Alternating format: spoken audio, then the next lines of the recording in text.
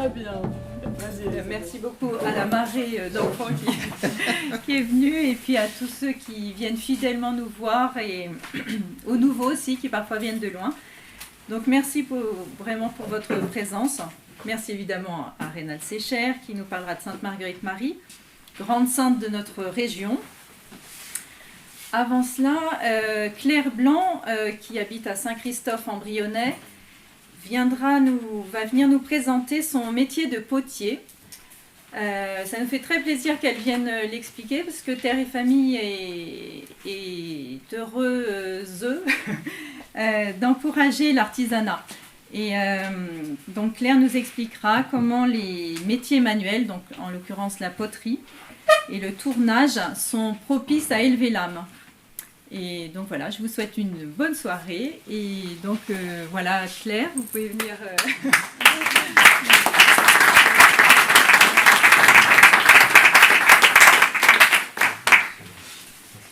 Voilà, bonjour à tous. Parlez fort, Claire. Oui, c'est vrai. Bon, alors comme l'a dit Elisabeth, nous sommes potiers avec Michel, mon mari, ici présent, là. Au Grand Bois à Saint-Christophe-en-Brionnais. Notre atelier s'appelle l'atelier du Grand Bois. Et nous sommes donc céramistes et nous travaillons tous les deux le grès, mais de manière différente. Michel fait ce qu'on appelle un travail à la plaque, c'est-à-dire qu'il part d'une plaque d'argile qu'il a préalablement étalée et puis ensuite il la met en forme ou alors il la découpe pour construire des objets. Il y a quelques exemples qui sont sur la table là. Alors en fait, tout ce qui est carré, c'est Michel qui a fait. Voilà. Pour ma part, moi je travaille plus d'une manière qu'on connaît mieux, c'est le tournage. Le tour du potier. Voilà. Et on a un troisième volet à notre activité qui est les cours et les stages de tournage. Voilà. Alors en fait, ça fait un certain temps que je fais ce métier. Et au début de mon travail avec la terre, j'ai pris conscience en fait que le contact avec cette matière, et notamment en la travaillant sur le tour, ça apaise, ça permet de se concentrer, ça aide à se centrer, ça aide à se construire. Et c'est pour ça que durant cette présentation, je voulais un petit peu plus parler du tournage, parce que justement, je propose de partager cet aspect-là pendant les cours et les stages. Voilà.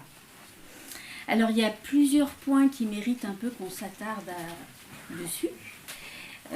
Tout d'abord, quand on aborde la terre et notamment le tournage, il faut commencer par faire connaissance avec la matière.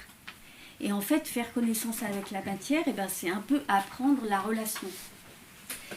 En effet, quand on ne connaît pas une matière ou quand on ne connaît pas une personne, on commence par essayer de la toucher prudemment au départ, alors par la parole pour une personne, par le toucher pour une matière, et puis on essaye, on expérimente, on écoute, on sent, on essaie de comprendre. On essaie de comprendre comment cette matière qui est autre fonctionne. Pour la relation à la personne, c'est exactement la même chose. Et puis on essaye d'établir une relation. On cherche à formuler une demande. On cherche un langage en fait. On apprend à comprendre et aussi à respecter. Et en fait, la terre peut nous donner beaucoup, mais à partir du moment où on sait lui parler et où on la respecte. Donc par contre, ça demande de la patience, parce que il va falloir recommencer 100 fois, 1000 fois pour arriver à un résultat. Et donc ça nous enseigne patience, humilité et respect. Déjà, c'est un premier point. Ensuite, centrer la terre sur le tour, en fait, c'est se centrer soi-même. Le travail sur le tour commence par le centrage. Le centrage, c'est qu'en fait, on ne peut rien faire tant que la boule de terre ne tourne pas de manière stable et régulière au centre de la girelle. Tant qu'on n'arrive pas à ce stade, on ne pourra rien faire. C'est la première difficulté sur laquelle on tombe. Et là aussi, on se rend compte qu'il n'y a pas moyen de demander à la terre de tourner rond au centre de la girelle si soi-même on ne se relie pas à sa propre stabilité, à sa propre immobilité. Et donc, c'est un vrai travail sur soi on part à la recherche, en fait, de notre stabilité, de notre calme intérieur et de ce qui est solide en nous. Ensuite, quand on arrive à finalement centrer, eh ben, on a un sentiment de joie et de paix. D'ailleurs, une personne qui était venue faire l'expérience à l'atelier disait, à un moment où elle est arrivée enfin à centrer sa boule de terre, elle a dit « ça y est, je suis revenue chez moi ». Voilà, ça illustre un petit peu ce que je voulais dire. Voilà. Ensuite, travailler l'argile, ça enracine dans le concret. On est loin du virtuel là. On travaille au tournage, on travaille l'argile à main nue. La matière, on la travaille à main nue. Il n'y a pas d'intermédiaire entre la matière et nos mains. Et il n'y a pas d'outils qui se mettent au milieu. Et donc, ça instaure une relation assez directe et concrète entre la cause, qui est notre geste, la manière dont on a positionné notre corps, nos mains, nos doigts sur la matière, et l'effet, le résultat visible sur la terre. La terre triche pas, c'est un vrai miroir et ça permet d'ajuster immédiatement notre geste, sa précision, sa force. Ensuite, le centrage, ça apprend aussi l'immobilité. Apprendre à tourner, c'est d'une part apprendre à faire seulement ce qui est nécessaire et d'autre part à savoir rester immobile. Parce qu'en fait, c'est le tour qui se charge de la régularité. Nous, notre rôle en tant que tourneur, c'est simplement de rester immobile. Mais c'est très difficile d'être immobile. Soit parce que notre agitation intérieure ne s'y retrouve pas, soit parce qu'on veut tout maîtriser sans laisser la part à l'autre. L'autre, dans le cas du tournage, c'est le tour. Soit parce qu'on n'arrive pas à se relier à sa stabilité intérieure. Voilà, ça c'est quelques points qu'on peut aborder, notamment en ce qui concerne le tournage. Après, on pourrait en trouver d'autres, des points intéressants, parce qu'il y a beaucoup de choses qui sont transposables. Et notamment, on peut faire pas mal de parallèles avec une vie spirituelle. D'ailleurs, à ce propos, les sœurs de Saint-Jean, qui sont à Semur, sont venues à un moment faire l'expérience à l'atelier. Et en fait, elles ont dit à un moment, c'est exactement transposé en concret ce qu'on a vu en cours de métaphysique ce matin. Alors, c'était intéressant de faire ce parallèle.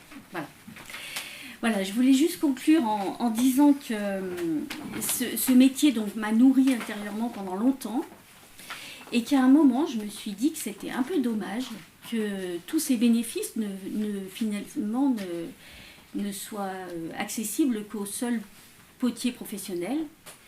Et c'est pour cette raison que depuis 2006, j'organise en fait des cours et des stages de tournage à l'atelier. Alors il y a pas mal de personnes qui en ont fait l'expérience et j'ai un peu des retours intéressants. Quelques-uns de leurs mots, c'est « ça fait du bien, ça vide la tête, on est obligé d'être vraiment présent, c'est doux ». Voilà. Et puis ça y est, je suis revenue chez moi, ça je l'avais déjà dit. Voilà. Donc là, dans le concret, j'organise en fait des cours pendant les périodes scolaires et puis des stages pendant les périodes de vacances scolaires. Mais après ça, je suis ouverte à toute autre demande. Et il y a un autre point qui pourrait être aussi intéressant si c'est le cas, c'est que chaque week-end de Pentecôte, avec les artisans embryonnais, on fait des portes ouvertes dans nos ateliers. Les artisans embryonnais, c'est une association des artisans d'art sur le secteur du Brionnais. Et en fait, il y a beaucoup de matières. Il n'y a pas que des potiers, bien sûr. Il y a des gens qui travaillent la terre, le verre, le bois, le tissu. Voilà. Chaque année, on fait des portes ouvertes. Et ça permet en fait de montrer ce qui se passe réellement dans les ateliers, comment on fabrique. Voilà. Alors moi, à cette occasion-là, chaque année, je montre, en partant de la boule de terre, toutes les étapes pour aboutir jusqu'à un bol fini. Voilà. Je vous remercie de votre attention.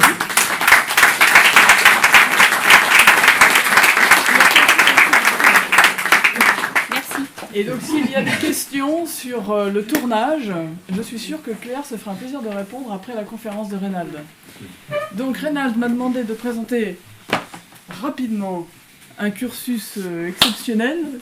Reynald est donc docteur ès-lettres.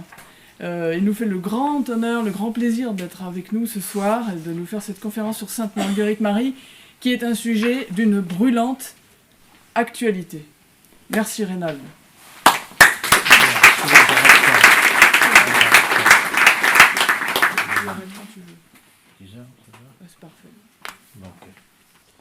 Bon, je suis ravi d'être parmi vous. Je suis venu par amitié pour Stéphanie. Et comment dire, je vous remercie. Je ne m'attendais pas à ce qu'il y ait une telle assemblée. Alors, quand vous m'avez vu, certains m'avaient posé des tas de questions. Je vous ai dit que je essaierai de vous répondre au fur et à mesure de la conférence. Alors, c'est ce que je vais essayer de faire. Le thème n'est pas exactement Sainte Marguerite Marie, mais c'est le thème du Sacré-Cœur que je tiens à préciser sous l'angle à la fois religieux et politique. Pourquoi ce symbole est devenu un symbole de la résistance à la tyrannie. Alors il faut définir la notion de tyrannie, bien entendu, et la notion de résistance. Je suis universitaire et je suis spécialiste de ce qu'on appelle classiquement en France de la contre-révolution. Alors on croit que la contre-révolution n'est liée qu'à la Révolution française, mais en fait la contre-révolution commence dans le cas de la Révolution française, et je dirais qu'elle se prolonge jusqu'à nos jours, et c'est ce que tu viens de dire aujourd'hui, et je vais vous prendre un exemple flagrant d'acte révolutionnaire qui s'est passé la semaine dernière, et dont certains ont eu l'écho au sein de Radio Courtoisie il y a une dizaine de jours, puisque je racontais ce qu'on a fait dans mon village pour désacraliser ce village. Donc nous sommes à l'heure actuelle dans une révolution en marche, et il suffit de lire tout ce que, par exemple, a écrit l'ancien ministre de l'Éducation nationale. Les mots ne sont jamais innocents, écoutez bien, éducation nationale, ça veut dire qu'on éduque les gens et on ne les forme pas, c'est deux choses différentes. Et il a expliqué que, justement, il fallait éduquer les gens vers la pensée unique, c'est-à-dire la pensée du progrès, etc. Et tout à l'heure, vous êtes un certain nombre d'entre vous à venir me voir en disant « Mais qu'est-ce qui est en train de se passer ?» Et c'est ce que je vais essayer de vous expliquer ce soir. Alors, pour revenir à Marguerite Marie, si vous permettez, je vais prendre le avant Marguerite Marie, parce qu'on a toujours tendance à croire que la vénération à la fois privée et publique du Sacré-Cœur de Jésus est liée aux apparitions, aux messages qu'a transmis le Christ à Marguerite Marie. Ce n'est pas tout à fait exact.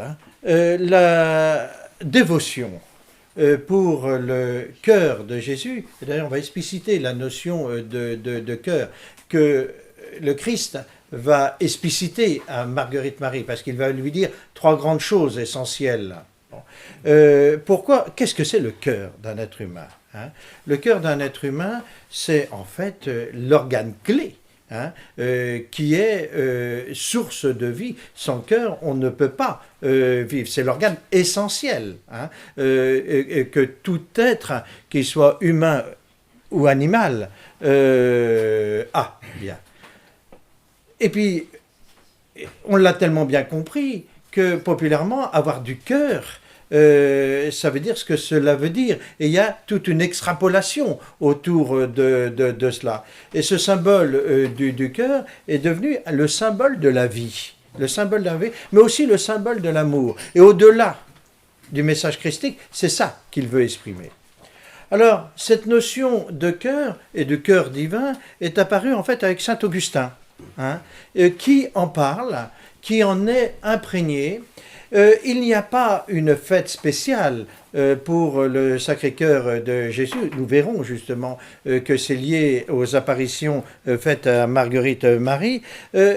Il en parle, il parle de ce sacrifice divin, de cet amour qu'a eu le Christ fils du Père. C'est très important, ces deux notions. Et vous verrez ce n'est pas par hasard si le Christ est apparu à Marguerite Marie au moment où il est apparu. Parce qu'il y a un énorme combat au sein de l'Église à l'époque. Et en fait, cette apparition, ça permet de christocentrer, enfin, de nouveau, la vision qu'ont les fidèles et aussi l'Église par rapport au Christ. Alors, je ne vais pas être trop technique puisque ce n'est pas l'objet proprement dit de la conférence ce soir. Mais dévotion au cœur de Jésus s'est propagée tout au long de l'histoire de l'Église catholique. Et on a un certain nombre de grands saints, je peux vous en citer quelques-uns. Je répète, le premier à avoir fait ça, c'est saint Augustin. Mais vous avez aussi saint François d'Assise, saint Albert le Grand, dont l'œuvre a été immense. Il ne faut pas oublier que saint Thomas d'Aquin est le fils spirituel d'Albert le Grand. Saint Bonaventure, sainte Gertrude, sainte Catherine de Sienne, saint Pierre Canisius, saint François de Sales et bien entendu saint Jean-Eudes. Alors Saint Jean-Eudes, je suis un eudiste de formation, puisque j'ai fait toutes mes études. Il y avait 3 grands collèges eudistes en France à la fin du XXe siècle. C'était Versailles, Saint-Martin à Rennes et Saint-Sauveur-de-Redon. Et je suis un fils de la spiritualité de Saint Jean-Eudes, où on a appris à vénérer justement le cœur de Jésus. Bien. Et donc, il y a cette tradition, mais qui est une tradition... je dirais liée au saint. Ce n'est pas une tradition populaire, généralisée, globalisée. Et cette tradition n'est pas reprise par l'Église. Donc, c'est à ce moment-là qu'il y a les apparitions de Christ à Marguerite Marie. Quelques mots sur Marguerite Marie, parce qu'elle a une vie assez choquante, exemplaires et qui, sans aucun doute, lui ont donné une extrême sensibilité. C'est la fille d'un notaire. On ne sait pas trop ce que c'est un notaire à cette époque. Un notaire, c'est un homme qui a une charge. Et c'est une charge très importante dans l'État du Royaume de France. C'est une charge qui est beaucoup plus large que la charge que nous avons à l'heure actuelle liée au notaire. À l'heure actuelle, c'est essentiellement l'endroit où on achète, on vend les biens, là où on dépose les testaments, celui qui est chargé de la gestion des successions, etc. C'est ça, la charge de notaire à l'époque. De nos jours. À l'époque, c'est beaucoup plus large comme ça. Et c'est une charge royale, c'est une charge qui se transmet. Et en règle générale, ça permet d'accéder à ce qu'on appelle la noblesse de robe. Donc, Marguerite Marie, elle naît dans un milieu aisé. C'est un milieu aisé, profondément chrétien. Son père, on a quelques données sur lui, c'est un homme extrêmement généreux, extrêmement sensible, attentif à la misère de l'autre. Et c'est quelqu'un qui accueille volontiers chez lui, et notamment, il ne va pas hésiter à garder sur son toit sa mère, et puis bien entendu les éléments qui sont pauvres de sa famille, et notamment sa sœur et son beau-frère. Le hasard va faire que, comme c'est un homme généreux qui se donne à l'autre, il ne fait pas attention à lui et il va mourir alors qu'elle est extrêmement jeune. Et nous sommes dans le cadre, il faut bien avoir cette notion en tête, du droit français de l'époque. Ça veut dire que lorsque l'homme n'est plus là, le père de famille, et qu'il n'y a plus que la femme et des enfants qui ne sont pas majeurs, c'est-à-dire qui n'ont pas 20 ans, eh bien, la famille est mise sous tutelle. Et la tutelle va revenir, en fait, à l'oncle de Marguerite Marie, qui a 2 spécificités. La première spécificité, c'est un monsieur extrêmement brutal, rude. Et la deuxième spécificité, c'est un monsieur profondément égocentrique et peu généreux. Et en fait, il va s'approprier la fortune, entre guillemets, de la famille de Marguerite Marie. Et il va mettre quasiment en esclavage sa belle-sœur et ses enfants. Je dis bien quasiment en esclavage. Ils vont se retrouver dans une pauvreté absolue. Mais quand je dis absolue, elle est absolue. Et la mère de famille va essayer de faire ce qu'elle peut, mais bien entendu, dans l'ancien droit français, elle n'a aucun droit. Hein. Je rappelle que les femmes n'ont commencé à avoir des droits en France à partir de 1945, hein, je rappelle, avec cette formidable évolution. Et je rappelle toujours que les femmes n'avaient pas le droit de signer des chèques, je crois jusqu'à Giscard d'Estaing, hein, de mémoire. Bon. Vous voyez, donc nous sommes dans le droit traditionnel français qui est extrêmement violent pour la mère de famille et pour les enfants, bien entendu, puisqu'ils sont mis sous tutelle de l'oncle. Et donc la mère de famille va se retrouver dans une pauvreté, mais absolue, et elle va essayer de gérer les choses comme elle peut, et elle va se sacrifier pour sa famille.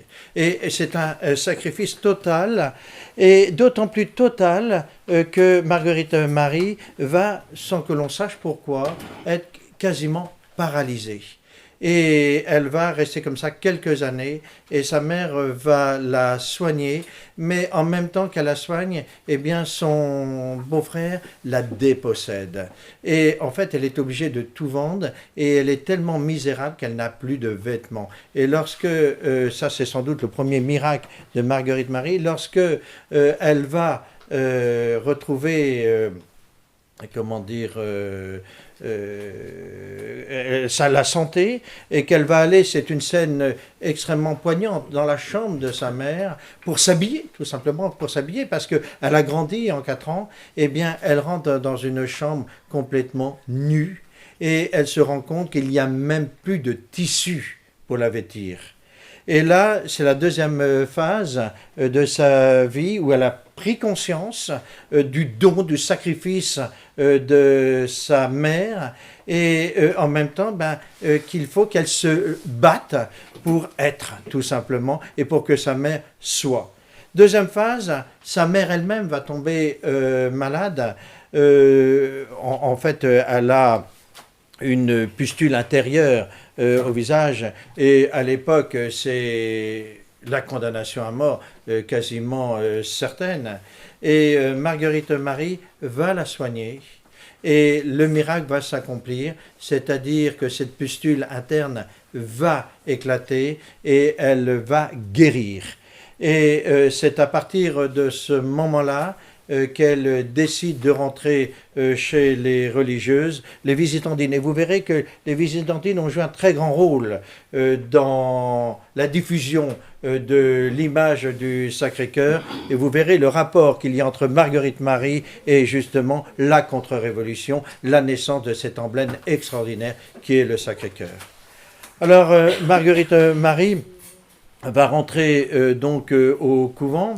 Et je rappelle toujours que Marguerite Marie, dès 5 ans, ce qui est extrêmement rare, et d'ailleurs on peut parler de sensibilité, mais aussi de surdouement, elle a cette perception à la fois de l'éternité. Hein. En règle générale, la perception de l'éternité, on l'a assez tardivement dans le développement des êtres humains, grosso modo quand on a 18 ans, 20 ans. Bon. Et la deuxième chose dont elle va prendre conscience très rapidement, c'est le don de soi. Le don de soi. Et dès 5 ans, par exemple, elle va souffrir dans un abandon total, je ne peux pas entrer dans les détails, dans un don total de sa personne à Dieu. Alors, rentrer chez les religieuses, c'est une évidence pour elle, hein, puisqu'elle a fait le don de sa personne, moyennant la guérison de sa maman, et elle va rentrer chez les religieuses. Et j'associe la vie de Marguerite Marie à cette extraordinaire aventure qu'il y a eu à Paris au XIXe siècle avec la bourrée, cette aventure exceptionnelle de silence, de prière, d'abandon et d'isolement. En fait, lorsque le Christ lui parle, elle garde ça pour elle. Elle ne communique pas. Et c'est la première rencontre qu'il y a avec le Christ, parce qu'elle a écrit ses mémoires. La première rencontre qu'il y a eu, échange qu'il y a écrit, c'est un échange extrêmement douloureux. Il y a des prêtres ici qui sont plus à même que moi d'en parler. Et une douleur à la fois spirituelle, mais aussi physique, qui la bouleverse. Et donc, on part du principe, il y a une multitude d'apparitions, parce qu'il y a une communion entre le Christ et Marguerite Marie, et il y a 3 grands messages qui sont diffusés, et on ne maîtrise pas trop bien la chronologie, mais les scientifiques et les spécialistes en la matière ont retenu 3 grandes dates. La première date est le 27 décembre 1673. Le message est extrêmement simple. Le Christ dit « Mon cœur vous aime. Mon cœur vous aime. Il vous aime. » C'est un message extraordinaire. Je vous aime. Le deuxième message, la deuxième apparition, date du premier vendredi d'un mois de 1674. Et il va compléter le Christ en disant « Je vous aime, vous êtes indifférent ». C'est le premier message. Deuxième message, je vous aime, vous êtes indifférent, mais en même temps, tu peux réparer cette indifférence. Et il va lui donner un certain nombre d'obligations qu'elle va accepter, qu'elle va faire sienne. Et le troisième message date, lui, un peu plus tardivement, semble-t-il, entre le 13 et le 20 juin 1675.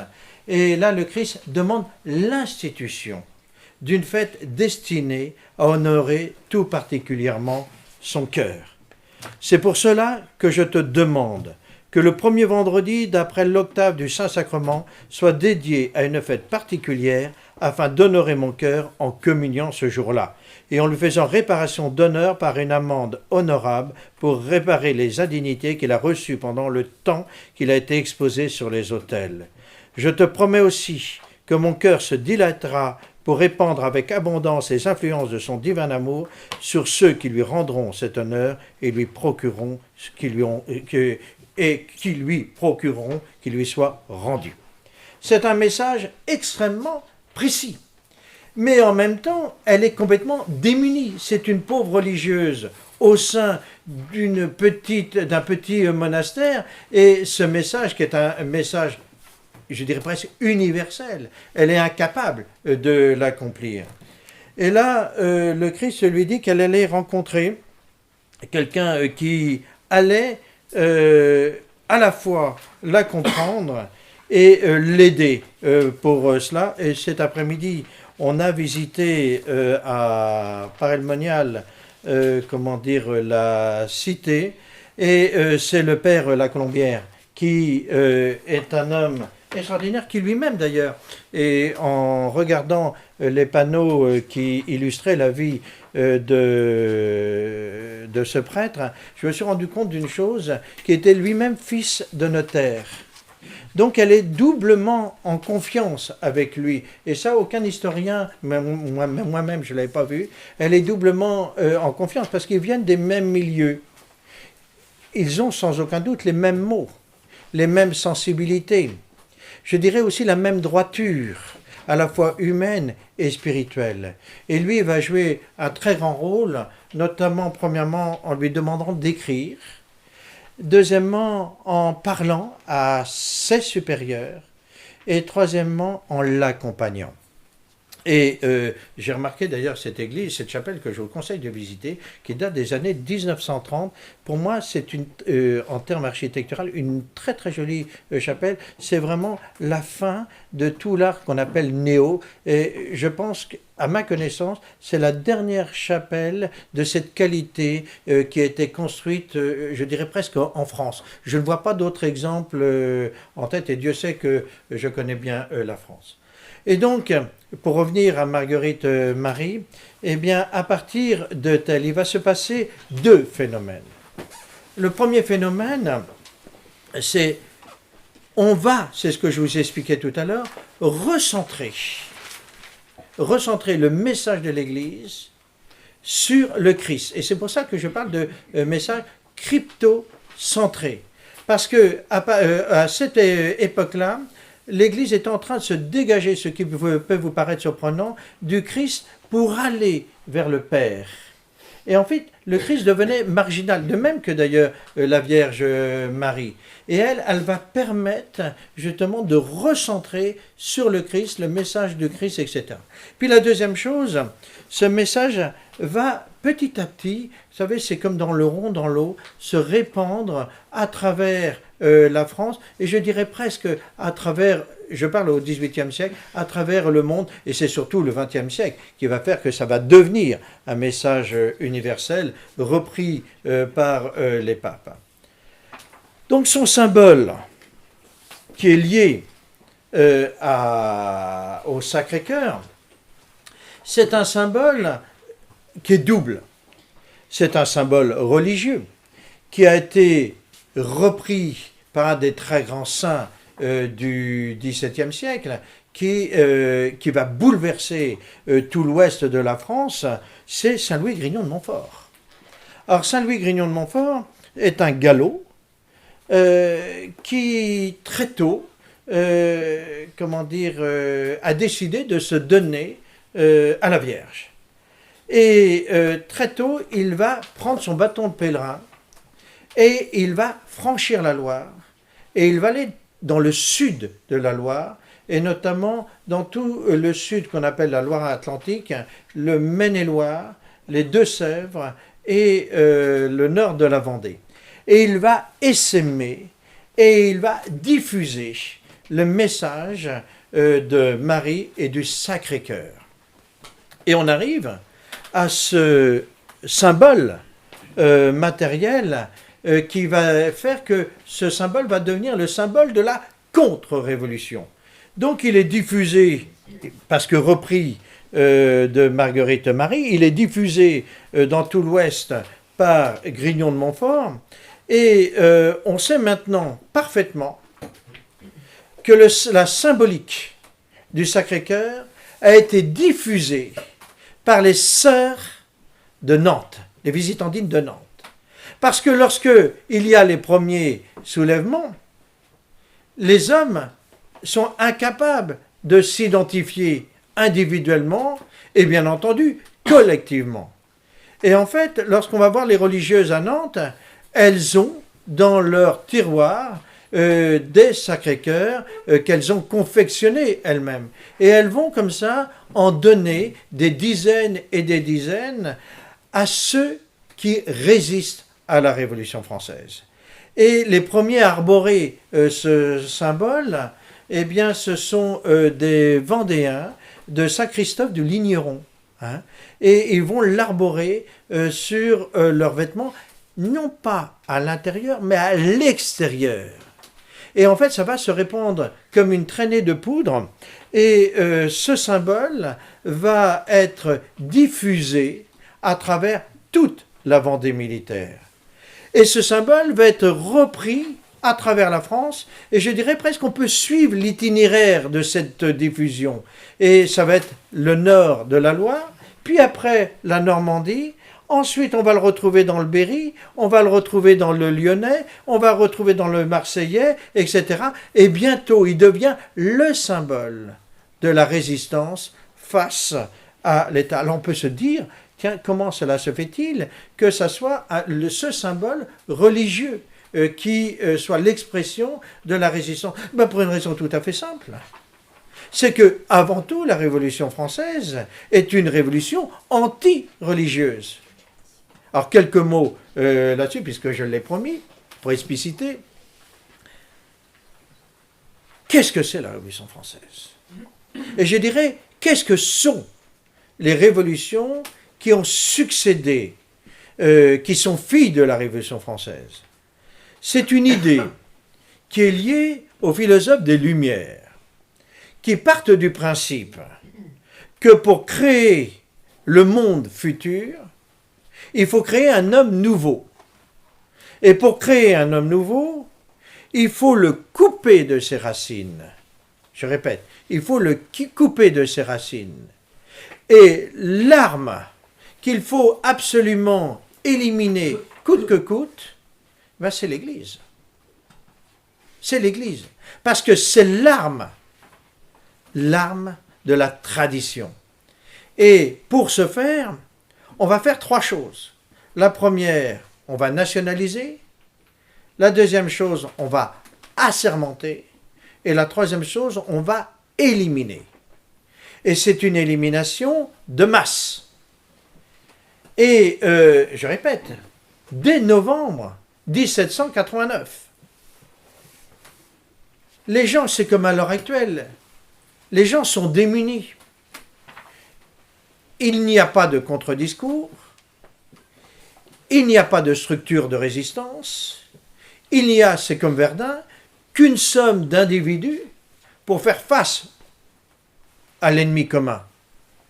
Et comme on manque de symboles, eh bien il faut en trouver un. Ça ne peut pas être par nature la croix, ça peut être que le Sacré-Cœur. Et ce Sacré-Cœur, comme je disais, va se diffuser à travers la France très rapidement. En 1 an et demi, c'est fait, c'est devenu le symbole. D'autant plus que, comme c'est devenu le symbole, c'est devenu aussi l'adversaire. Et symboliquement, on va casser, détruire tout ce qui représente justement ce symbole. Alors ce symbole, c'est pas seulement le morceau de tissu, c'est aussi toutes les représentations au niveau des vitraux, au niveau des impressions sur les livres, etc.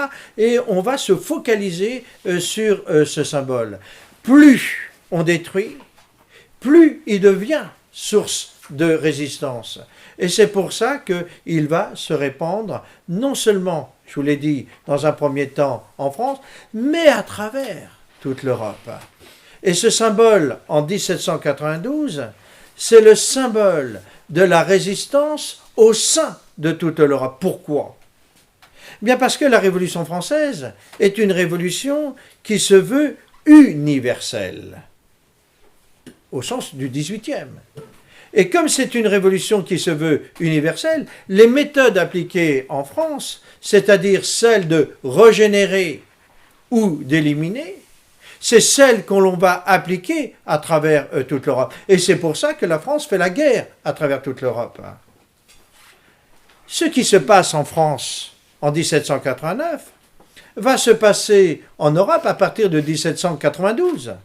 Et lorsqu'on commence à déclarer la guerre, et comment dire, à ce qui n'est pas encore la Belgique, à la Prusse, etc., etc., les gens qui sont agressés individuellement, les collectivités qui sont agressées, ou les royaumes qui sont agressés, ils vont aussi se chercher un symbole. Et ils vont tout naturellement prendre le symbole de la résistance à l'intérieur de la France. Et c'est un symbole qu'on retrouve à partir de 1793-94 à travers toute l'Europe. Et vous avez Sévilla qui a fait un travail, par exemple, sur un des grands chouans du Tyrol. Quand vous voyez ce tableau, on peut être que surpris de voir le chouan du Tyrol avec un Sacré-Cœur.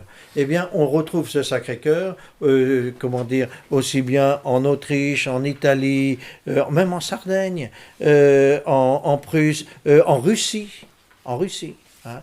Et ce symbole va marquer en fait l'arme, la volonté, l'énergie et bien entendu la confiance que l'on met dans le message de Marguerite Marie. Et je dirais presque, c'est à partir de ce moment, de la divulgation de ce symbole, que le message de Marguerite Marie va devenir universel, comme on l'entend au XVIIIe siècle, c'est-à-dire va devenir européen. En fait, c'est la Révolution qui va accélérer la diffusion du message de Marguerite Marie. Oh, pour des raisons bien simples. Lorsqu'on voit ce symbole, on essaye de le comprendre. Et lorsqu'on essaie de comprendre, eh bien, il y a la réponse. Et c'est sans aucun doute le moment fort de la diffusion de ce message. Et tout à l'heure, quand j'étais dans l'église des apparitions, je me suis rendu compte, que ce que je ne savais pas, que les restes de Marguerite Marie avaient été cachés à la Révolution, comme beaucoup d'autres saints. Et c'est au moment justement où elle n'est plus visible que son message est devenu universellement visible. Alors tout à l'heure, je vous disais que la Révolution française est une révolution universelle, globale, totale. Et c'est pour ça d'ailleurs qu'elle a généré cette révolution. Sa fille, qui est la révolution soviétique. Et là, c'est très intéressant à étudier. Oui, je sais, il y en a qui m'ont demandé de parler de la Vendée, je vais le faire tout à l'heure. C'est très intéressant de voir ce qui s'est passé. Parce que ce qui s'est passé en Russie, c'est ce qui s'est passé en Vendée. Et Lénine est venu étudier ça en Vendée. Et ce qu'il a fait en Russie, c'est ce que les républicains ont fait en Vendée. C'est-à-dire que le problème était d'éliminer massivement la population. Et la population agressée en Russie, tout naturellement, elle-même va se chercher un symbole. Et ça sera de nouveau le Sacré-Cœur. Alors le fils de Lénine, c'est bien entendu Staline, mais c'est aussi Hitler. Et là aussi, le Sacré-Cœur, avec la répression féroce d'Hitler, qui est violemment antichrétien, va avoir les mêmes conséquences. Et le Sacré-Cœur va de nouveau rejaillir dans l'Allemagne nationale-socialiste, avec une nuance. C'est que c'est un Sacré-Cœur personnel, individuel. Et dans les camps de concentration, on était avec mon assistant à Dachau l'autre jour, dans le camp de concentration Dachau, qui est avant tout un camp pour la répression des chrétiens, et le Sacré-Cœur a été une arme de résistance incroyable au sein de Dachau, vénéré. Et puis, on oublie toujours que ce Sacré-Cœur a été le symbole d'une résistance encore de nos jours mal cernée, mal perçue, mal connue. C'est la résistance de la Christiana, des Christéros. Alors, quelques mots. Je vous ai dit tout à l'heure que la Révolution française est une révolution universelle. Et cette révolution a été reprise par les politiques mexicains qui ont fait du Mexique, dans les années 26, un État, et ils ont fait du Mexique un État laïcard. Et ils ont voulu briser le christianisme en le soumettant, en le régénérant. Et bien entendu, le peuple s'est soulevé. Et là aussi, il a fallu chercher un symbole. Et ils ont cherché un symbole. Et tout naturellement, ils vont de nouveau tomber sur le symbole du Sacré-Cœur de Jésus. Et si vous regardez ces photos des paysans mexicains insurgés, vous voyez très souvent ce symbole. Mais la prolongation de ça, c'est la guerre d'Espagne. Quelques mots sur la guerre d'Espagne. 31. Le roi abdique parce qu'il pense qu'il est politiquement minoritaire. La République, d'une extrême violence marxiste, s'impose. Nous sommes en 31. Pendant 5 ans, elle va commettre des additions de meurtres de masse et mener une politique anticatholique d'une violence qu'on ne peut pas imaginer de nos jours. On va jusqu'à déterrer les religieux et les religieuses des cimetières. Et je m'arrête là, parce qu'il y a des enfants. Et on va même fusiller les statues. Et la statue principalement fusillée, eh bien, c'est le Sacré-Cœur. Et vous avez des photos qui représentent ces exécutions. Le général Mola, qui prend conscience de ce qui est en train de se passer et qui prend la tête de la résistance. Le général Franco n'est qu'un des seconds du général Mola. Lui-même, en prenant les armes, va se chercher des symboles. Et ces symboles vont être imposés par les Galiciens. Et ça va être le Sacré-Cœur.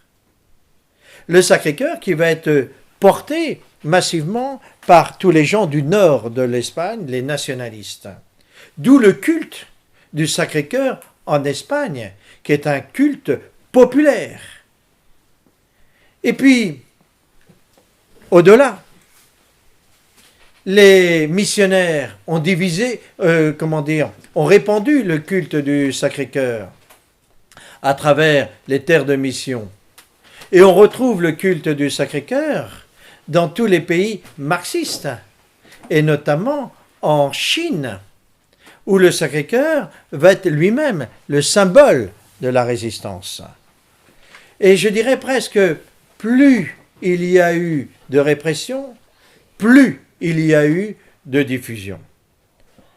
Et donc, au-delà de l'action militante d'un certain nombre de saints, et je vous en ai cité quelques-uns, au-delà de l'action des évêques, puis des papes, eh bien, ceux qui ont permis de répandre, d'universaliser ce culte du Sacré-Cœur, c'est avant tout la révolution au sens marxiste du terme, au sens français du terme.